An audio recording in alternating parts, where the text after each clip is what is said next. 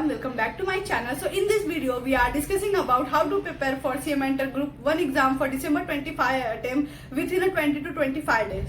So यहाँ पे जो है मैंने स्ट्रैटेजी बना दी है कि कैसे आप 20 to 25 डेज में अपना CMA ग्रुप 1 का एग्जाम क्लियर कर सकते हो, 5 पेपर कैसे कवर कर सकते हो, MCQ कैसे कर सकते हो और मॉड्यूल को कैसे फिनिश करें। ठीक है, तो सारी चीजें इस मैंने 20 डेज वाले स्ट्रैटेजी में बता दी है। तो ये मैं कमेटी में पोस्ट कर दूंगी, ये आप वहां से नोट कर लेना। और जहां पे भी आप स्टडी करते हो, लाइब्रेरी में या फिर घर पे, तो आपने जो है नोटबुक में लिख के उसको लाइक वॉल पे स्टिक कर देना और आप डेली उस पर ऐसे टिक करते जाना कि हाँ मेरा आज का ये टारगेट पूरा हो गया। और विदाउट वो टारगेट पूरा किए सोना मत, ना नींद, ना लाइक टाइम पास करना, कुछ नहीं।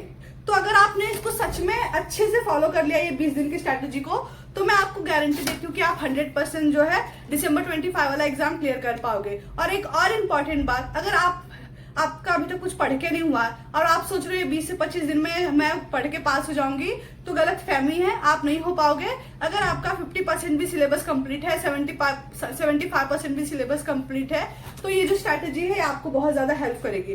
तो विदाउट आपका सोच रहे हो कि यार मेरा तो अभी 2 ही 4 चैप्टर हुआ है, 50% भी सिलेबस नहीं हुआ है, तो मैं 20-25 दिन वाली स्ट्रैटेजी से पास हो जाऊंगा, तो मुश्किल है। क्योंकि पास वही बच्चे होंगे जिनका 50% सिलेबस कंप्लीट हो चुका है, मतलब हर एक सब्जेक्ट का 4-5 चैप्टर, 6 चैप्टर कंप्लीट है।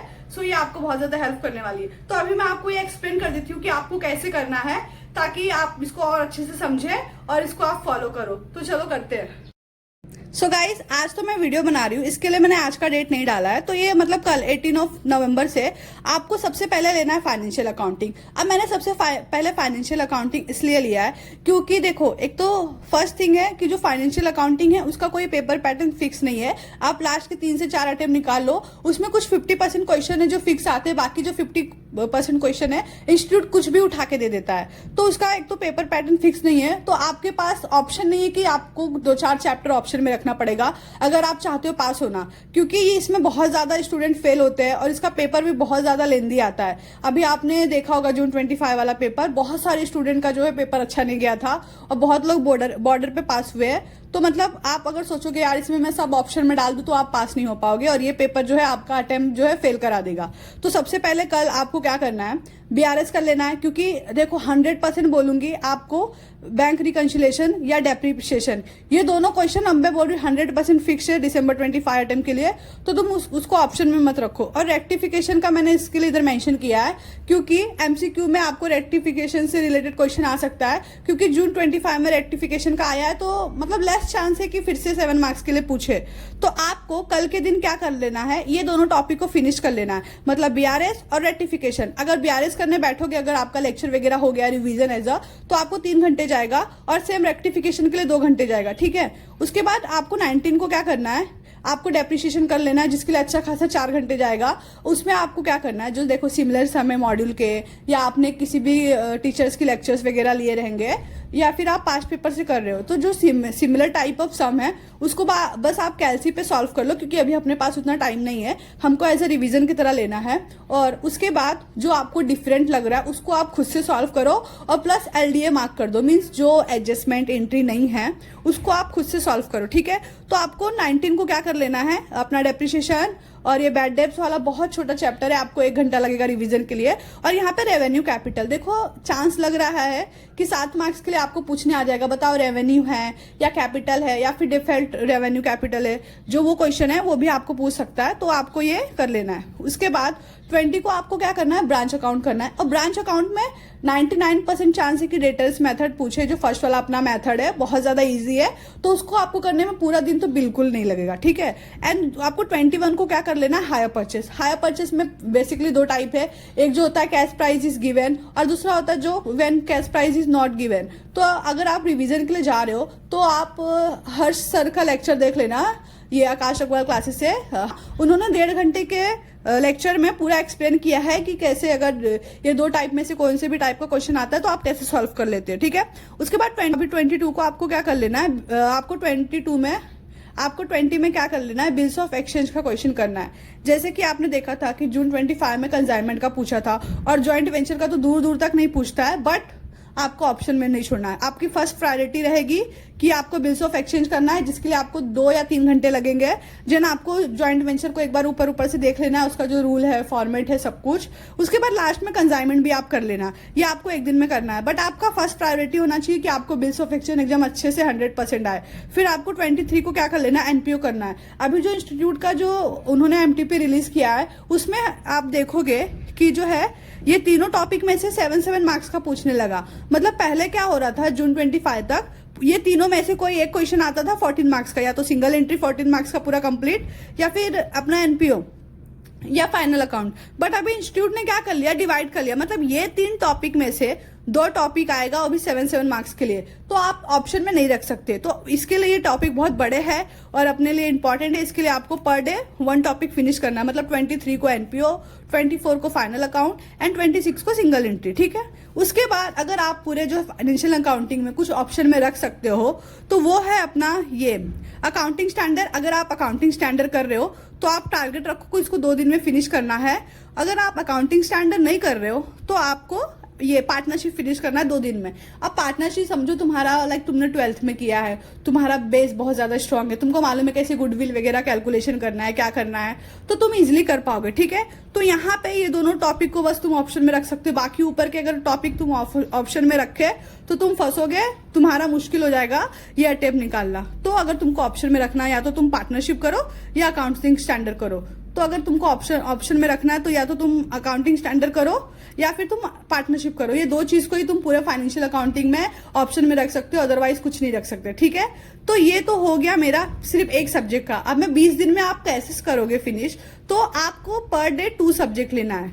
तो आपको फाइनेंशियल अकाउंटिंग के साथ कॉस्टिंग लेना है, क्योंकि अगर मैं बात करूं टैक्सेशन की, तो टैक्सेशन का सिलेबस बहुत ज्यादा वास्ट है कंपेयर टू ये कॉस्टिंग। तो आपको फाइनेंशियल अकाउंटिंग के साथ साथ सेम डेज के, जैसे कि आप क्या कर रहे हो, ये 18 को आप बीआरएस कर रहे हो, रेक्टिफिकेशन कर रहे हो, उसके साथ साथ आपको कॉस्टिंग का चैप्टर करना है। अब कॉस्टिंग का कौन सा चैप्टर आपको सेम डे करना है वो भी मैं आपको बता रही हूँ। सो गाइस, अभी मैंने आपको बता दिया कि आपको फाइनेंशियल अकाउंटिंग का जो है कैसे करना है 18 नवंबर से। तो आपको सेम डे है जो आपको कॉस्टिंग भी ले लेना है। मतलब आपको फाइनेंशियल अकाउंटिंग और कॉस्टिंग का कॉम्बो बनाना है, ठीक है। टैक्सेशन थोड़ा वास्ट है, इसके लिए मैंने उसको सेपरेट रखा है, आपको पता ही होगा। और कॉस्टिंग उतना डिफिकल्ट नहीं है। तो आपको क्या कर लेना है, 18 से मतलब कल से आपने देखो, आपने रेक्टिफिकेशन किया, बीआरएस किया, आपको सेम डे शीट कर लोगे, सेम डे आप उसके बाद वही सीक्वेंस में ये पूरा जो है आपको कॉस्टिंग फिनिश करना है। मतलब यहाँ से 18, 19, 20, 21, 22, 23, 24 ये आपको सेम डे करना है। यहाँ पे मैंने ये देखोगे, ये जो है ऑपरेटिंग कॉस्टिंग और प्रोसेस कॉस्टिंग, ये दोनों में से प्रोसेस कॉस्टिंग तो फिक्स है और कॉन्ट्रैक्ट भी फिक्स है। ऑपरेटिंग का मतलब 50-50 है। अगर ये तीनों टॉपिक आ गया तो बहुत अच्छी बात है, आपका 21 मार्क्स इधर ही सिक्योर हो जाएगा। बट आप इसको ऑप्शन में मत डालना। तो यहाँ पे आपको पूरा मतलब 18 नवंबर से लेके 28 नवंबर तक 10 डेज में आपको कॉस्टिंग और फाइनेंशियल अकाउंटिंग फिनिश करना है, ठीक है।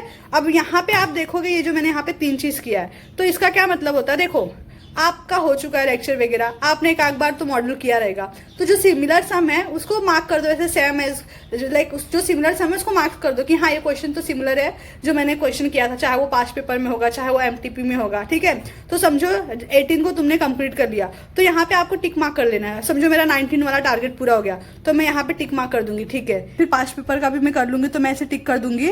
और ये एमटीपी एमसीक्यू टेस्ट, ठीक है, ये टेस्ट मतलब जब आपका पूरा 10 डे वाला टारगेट हो जाएगा, उसी दिन आपको जो इंस्टीट्यूट 2 हमको एमटीपी रिलीज किया December 25 अटेम्प्ट के लिए, वो एमटीपी खुद से सॉल्व करना है। आप 3 घंटे अच्छे से बैठ के, जहां पे आपको कोई डिस्टर्ब ना करे, वहां पे 3 घंटे बैठ के आप ऑनेस्ट रह के वो जो 2 पेपर है आप सॉल्व करोगे खुद से, ठीक है। और देखना आपको कितना आ रहा है। तो ये 10 दिन बाद आपको ये चीज करना है, फिर टिक मार्क कर देना है और साथ ही साथ आप एमसीक्यू करते जाना, ठीक है। तो आपको 10 दिन में फाइनेंशियल अकाउंटिंग और कॉस्टिंग का कॉम्बो बना के इसको फिनिश करना है। और आपका जो है सिलेबस हो चुका होगा, एक आध टॉपिक नहीं होगा तो आप उसको कवर कर लेना, लेकिन आपका सिलेबस हो जाना चाहिए, आपने एक बार मॉड्यूल किया है, ठीक है। तो ये चीज आपको हेल्पफुल रहेगी। तो इस तरह से आपको 10 दिन में फाइनेंशियल अकाउंटिंग का और कॉस्टिंग का सिलेबस खत्म करना है। उसके बाद हम लोग आ जाते हैं अपना टैक्सेशन पे। तो देखो टैक्सेशन को मैंने अकेले इसके लिए रखा है क्योंकि टैक्सेशन आपको पता ही होगा बहुत ज्यादा वास्ट है। तो अगर आप इसके साथ कोई और सब्जेक्ट लेते हो तो नहीं हो पाएगा, क्योंकि इसमें बहुत ज्यादा कंटेंट है, बहुत ज्यादा कंसेप्ट है, ठीक है। तो आपको साइड बाय साइड जो फाइनेंशियल अकाउंटिंग है और कॉस्टिंग है उसके साथ साथ आपको लॉ एंड एथिक्स भी करते जाना है डेली। समझो आपने 4 से 5 क्वेश्चन कर लिया, उसके लिए आपको 1 घंटे जाएंगे। मतलब आप क्वेश्चन को रीड करो, समझो, ठीक है। तो वो चीज़ करते जाना, क्योंकि 10 दिन में लॉ एंड एथिक्स इम्पॉसिबल है। लेकिन अगर आप कॉस्टिंग और फाइनेंशियल अकाउंटिंग के साथ डेली 1 घंटे एमसीक्यू को दे रहे हो, 1 घंटे लॉ एंड एथिक्स को दे रहे हो, तो आपका हो जाएगा 20 दिन में अच्छे से, ठीक है। तो आपको 29 को क्या कर लेना है, 29 को आपको बेसिक करना है। बेसिक में बेसिकली आपको residential status, scope of total income से रिलेटेड क्वेश्चन आए एग्जाम में, या फिर एग्रीकल्चर से रिलेटेड, ठीक है। देन उसके बाद 30 को आपको हाउस प्रॉपर्टी कर लेना। हाउस प्रॉपर्टी में बेसिकली वही इंटरेस्ट का कैलकुलेशन वगैरह वाला पार्ट थोड़ा डिफिकल्ट लगता है, एनवीए सब निकालने का। उसके बाद आपको सैलरी कर लेना है, फिर हाउस प्रॉपर्टी, ये इनकम फ्रॉम अदर सोर्सेज कर लेना है, set of carry forward of losses कर लेना है। देन उसके बाद जीएसटी थ्योरी। तो अगर आप इतना ही करोगे तो आप इजिली 56 मार्क्स स्कोर कर लोगे। और ये जो 56 मार्क्स का कंपलसरी आपको हर अटेम्प्ट में देखने मिलेगा क्वेश्चन। उसके बाद आप क्या कर सकते हो नॉलेज के लिए, ये जो है, हाँ, तो आप इतने ही कर लोगे।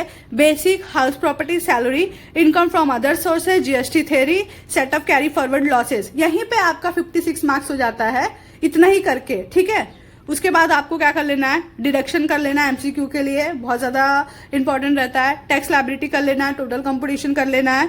उसके बाद आप या तो पीजीबीपी कैपिटल गेन करो, या फिर आईडीटी का, समझो बहुत सारे स्टूडेंट हैं जो जीएसटी किए रहते हैं, तो अगर आप पीजीबीपी कैपिटल गेन ऑप्शन में रख रहे हो तो आप 100% श्योर रहना कि आपने जो जीएसटी का क्वेश्चन किया है, अगर वो 14 मार्क्स के लिए आया तो आप एग्जाम में उसको अटेंड कर लोगे, ठीक है। तो यहाँ पे बस टैक्सेशन में इतनी ही चीजें करनी है। इसके साथ साथ आपको लॉ का भी डेली 4 घंटे स्टडी करना है। मतलब आप कॉस्टिंग और फाइनेंशियल अकाउंटिंग के साथ तो लॉ सब्जेक्ट को कर ही रहे थे, साथ ही साथ आप यहाँ पे फाइनल करोगे। मतलब आपको एक एक दिन में एक चैप्टर उड़ाना है। जैसे आज मैंने 29 को मैंने पूरा एथिक्स किया। एथिक्स में मिनिमम 12 क्वेश्चन, मैक्सिमम आपको 14 क्वेश्चन देखने मिल जाएगा। जैसा कि मैंने बोला, कॉस्टिंग और फाइनेंशियल अकाउंटिंग के साथ साथ डेली लॉ का 2 से 4 क्वेश्चन करो, कि रीड करो, उसके पॉइंट को याद करो। तो यहाँ पे जो आपका 10 डेज है ये आपको ईजी हो जाएगा। क्योंकि देखो यहाँ पे मैंने 29 से लेके 8 ऑफ दिसंबर तक बनाया है, और 10 तारीख को हमारा एग्जाम है। तो आप ऐसे पेंडिंग तो नहीं रख सकते। तो इसके लिए आपको लॉ का भी डेली एक चैप्टर उड़ाना पड़ेगा। एक दिन तुमने एक दिन आपने इंडियन कॉन्ट्रैक्ट एक्ट कर दिया, एक दिन आपने इथिक्स कर दिया, एक दिन आपने डायरेक्टर का कर दिया। तो ऐसा कर करके आपको ये टैक्सेशन के साथ इथिक्स का करना है, ठीक है। तो ये कुछ हो गया 20 डेज वाला हमारा स्ट्रैटेजी। इस आई होप ये आपको आप ये समझ गए रहोगे, आई होप। सो गाइज, मैंने एक्सप्लेन कर दिया कि 20 दिन में आपको क्या करना है, कैसे करना है। सो अब ये आपके ऊपर है कि आप कितना मेहनत करते हो, आपको पास होना है कि नहीं। सो अगर ये चीज आपने फॉलो किया तो 100% आप पास होगे। क्योंकि आप देख सकते हो मैंने पूरा अच्छे से हर चीज कवर किया है विदाउट एनी ऑप्शन। मतलब जितनी एग्जाम रिलेटेड चीजें हैं जो 100% आती है, वो सारी चीजें मैंने आपको एक्सप्लेन कर दिया है, कैसे करना है, क्या करना है, ठीक है। तो ये चीज करो आप 20 से 25 दिन में, और आपका रिजल्ट बहुत अच्छा आएगा, पॉजिटिव आएगा। और एक और चीज करना, समझो अभी ये चीज तुम मेरा फॉलो कर रहे हो, इसके अलावा तुमको यूट्यूब पे किसी और टीचर की वीडियो दिख गई तो तुम सोचोगे यार ये भी करके देख लूं। नहीं, एक ही चीज फॉलो करो, एक ही स्ट्रैटेजी फॉलो करो, और उसी को अच्छे से कंटिन्यू फॉलो करो, तो आप पास हो जाओगे। अगर 10 जगह ऐसे जाओगे यार इनका भी देख लू, इनका भी देख लू, तो नहीं होने वाला है। तो अभी ओवर थिंकिंग करके मतलब नहीं है, टेंशन लेके मतलब नहीं है, एग्जाम स्किप करके मतलब नहीं है। आज अब तुम सोच रहे हो मैं दिसंबर वाला स्किप कर दूं, फिर जून में तुम होगा अरे यार जून वाला भी स्किप कर देती हूँ। तो स्किप करोगे तो स्किप करते जाओगे। इससे अच्छा थोड़ा खुद से एफर्ट दो, थोड़ा चैलेंजिंग बनो, ताकि जो है ये स्किप करने का जो नौबत ना आए, ठीक है।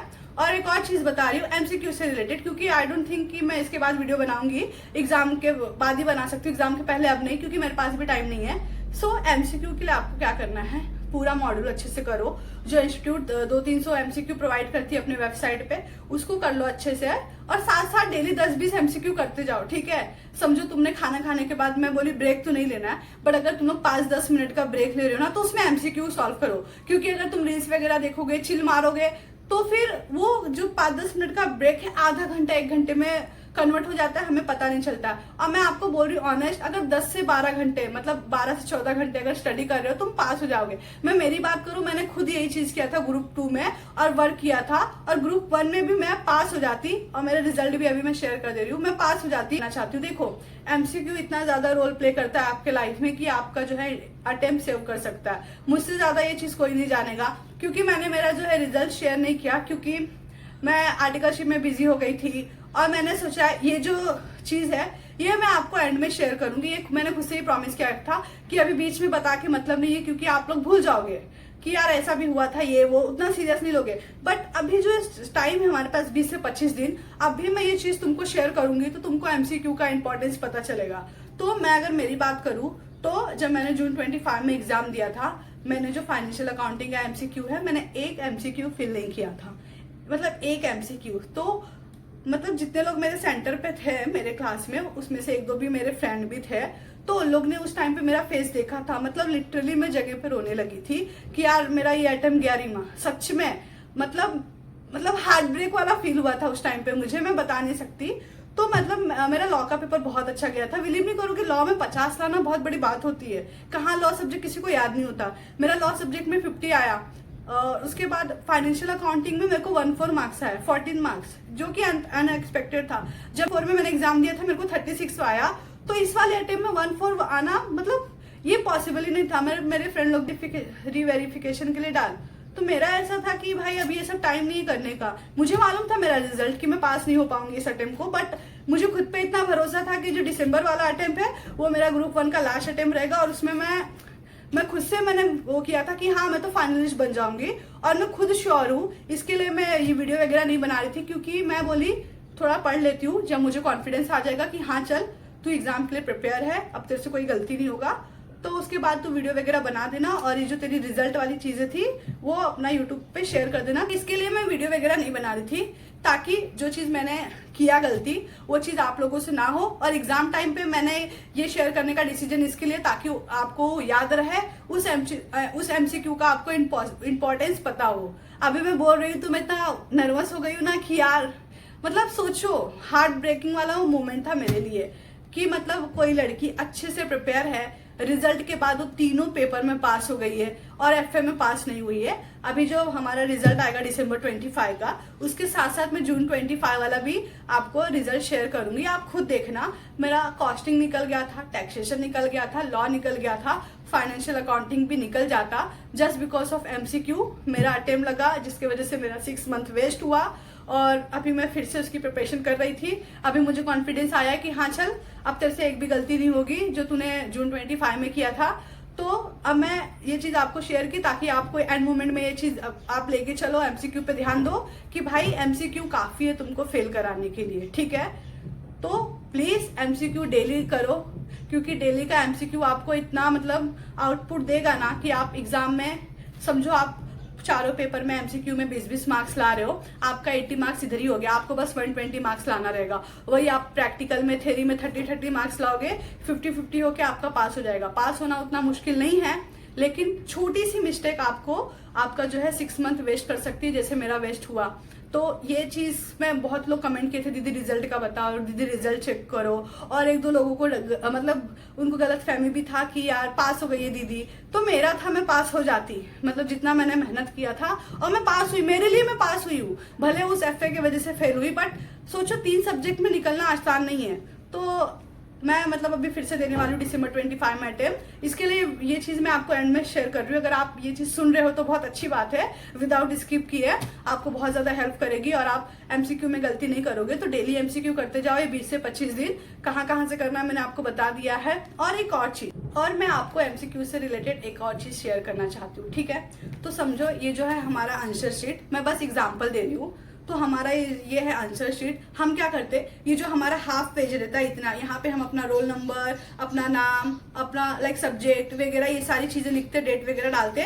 बट ये जो रिमेनिंग हाफ पेज है, ठीक है, ये यहाँ पे हमने अपने को एमसीक्यू फिल करना रहता है। बहुत सारे स्टूडेंट क्या करते हैं, एमसीक्यू ये फ्रंट पेज पे फिल करते हैं। देखो ये अपना है आंसर शीट, फ्रंट पेज पे हमको ये हाफ में एमसीक्यू फिल करना रहता है, बट हम यहाँ पे फिल करते हैं, ठीक है। फर्स्ट पेज पे हम लिखते हैं लाइक एमसीक्यू क्वेश्चन नंबर 1 में एमसीक्यू, फिर फर्स्ट का ए, सेकंड का बी, थर्ड का सी, ऐसे।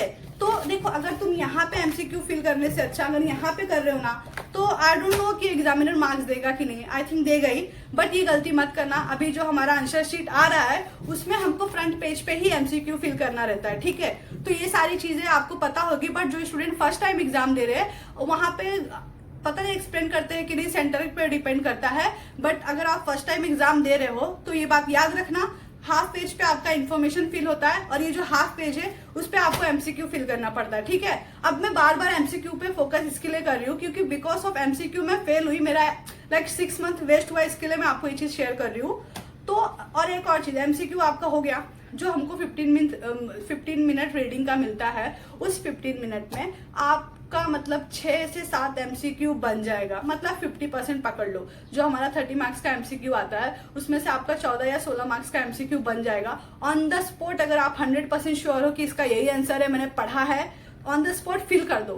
क्योंकि जो बाद में करेंगे, लास्ट में करेंगे ना, तो हम इतना बिजी हो जाते हैं पेपर करने में, इतना हम लोग को उस टाइम पे इतना like as a student panic हो जाते हैं ना कि यार ये क्वेश्चन नहीं बन रहा है, अरे ये तो मैंने सॉल्व किया था, ये फिर भी नहीं बन रहा है। उसमें हम लोग इतना बिजी हो जाते हैं कि हम एमसीक्यू फिल करना भूल जाते हैं। तो ये सारी चीजों को अवॉइड करने के लिए तुमको उन जो रीडिंग के 15 मिनट मिल रहे हैं, जितना तुमको एमसीक्यू आ रहा है पेंसिल से टिक कर लो बाजू में कि हाँ इसका आंसर ये है, मैं 100% श्योर हूँ, ये चीजें मैंने पढ़ा है, ऑन द स्पॉट तुम्हारे पेपर में उसको फिल कर दो, ठीक है। और जो कैलकुलेशन वाला पार्ट है थोड़ा ट्रिकी है, थोड़ा आउट ऑफ सिलेबस लग रहा है, उसको आप बाद में करना या बीच में कर लेना, ठीक है। तो एमसीक्यू बहुत ज्यादा रोल प्ले करता है पास होने के लिए, इसके लिए मैं ये चीज शेयर कर रही हूँ। सो आपको इसके अलावा कुछ डाउट वगैरह रहेगा तो आप कमेंट में बोल देना, मैं रिप्लाई कर दूंगी, क्योंकि इसके बाद तो मैं वीडियो डायरेक्ट एग्जाम के बाद बनाने वाली हूँ। So best of luck for your exam. और मैं भी खुद को भी बेस्ट ऑफ लक बोलती हूँ, क्योंकि मुझे मेरे पे भरोसा है कि ये जो अटेम्प्ट है दिसंबर 25 वाला मैं निकाल लूंगी, क्योंकि मैंने बहुत मेहनत किया था जून 25 में भी, बस मेरी एक मिस्टेक की वजह से मेरा अटेम्प्ट लगा। वो चीज मैंने तुमको शेयर किया, जरूरी नहीं है कि मैं हर अच्छी बातें तुमको शेयर कर रही हूँ, मेरी सक्सेस ही तुमको शेयर कर रही हूँ, जो लाइक मैं चीज फेस कर रही हूँ, जो मेरी गलतियां है वो चीज भी मैं आपको शेयर कर रही हूँ, ताकि आप लोग वो चीज ना करो और जो है तुम्हारा अटेम्प्ट सेव कर लो और अच्छे से पास हो जाओ। और ग्रुप 2 वाले स्टूडेंट भी सेम यही चीज करो, क्योंकि देखो 1 साल पहले मैंने ग्रुप 2 का एग्जाम दिया था, तो मुझे सारी चीजें उतने अच्छे से याद नहीं है, तो उसके लिए मुझे क्या करना पड़ता, पूरा सिलेबस खोलना पड़ता, फिर एग्जाम रिलेटेड चैप्टर देखना पड़ता, तो उसमें मेरा पूरा अच्छा खासा 4 से 5 घंटा वेस्ट हो जाता, मतलब वीडियो बनाने में, एडिट करने में, वो सारी चीजें करने में। उतने में मैं अपना 1-2 चैप्टर फिनिश कर लूँ, इसके लिए मैं उनके लिए नहीं बना रही हूँ, उसके लिए आई एम सॉरी। बट जो मेरी प्रीवियस वीडियो रहेगी दिसंबर वाली, आप उसको देख लो, वो आपको हेल्प करेगी, जो दिसंबर अटेम्प्ट से रिलेटेड है, सेम वही कंटेंट रहेगा। सो मिलते हैं एग्जाम के बाद, बेस्ट ऑफ लक एवरीवन। और इस बार जी जान लगा के अपना अटेम्प्ट क्लियर कर देना, चाहे वो ग्रुप 1 का हो या ग्रुप 2 का हो। And thank you for watching, मिलते हैं नेक्स्ट वीडियो में।